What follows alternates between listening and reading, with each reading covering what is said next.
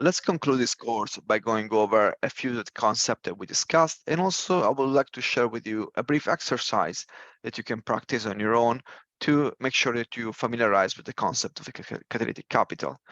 So in lesson one, we discussed what are the factors that create a need for catalytic capital, like hard to serve geographies, underserved people, unvalidated business models, and so on. In lesson two, we discussed the forms of catalytic capital and how deploying catalytic capital looks like in actual deals and funds. We did so by covering multiple case studies.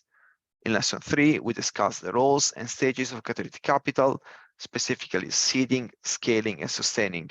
And we also used a lot of case studies.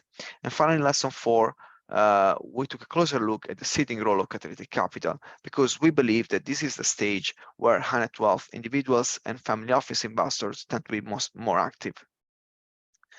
Um, Let me tell you that when you see all the case studies that we have presented in the previous lessons, you only see the end product. However, these case studies were actually not presented to the investors as prepackaged solution.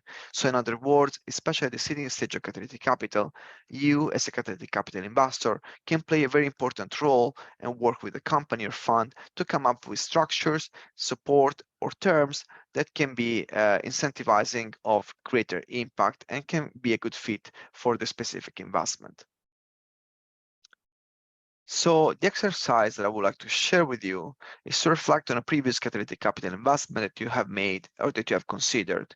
And I would like to encourage you to try to define the forms of catalytic capital that were involved, like price, patience, position, pledge, or purpose.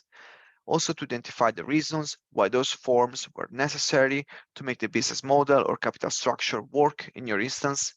I also invite you to define the stage of the investment, whether it was in the seeding, scaling, or sustaining stage, and if finally to reflect if the fundraising process could have been improved by having more clarity on the investor side, by using more comprehensive due diligence checklist, by approaching the capital raising phase more collaboratively, or finally by providing greater clarity on the structure and terms that were necessary, including first loss position.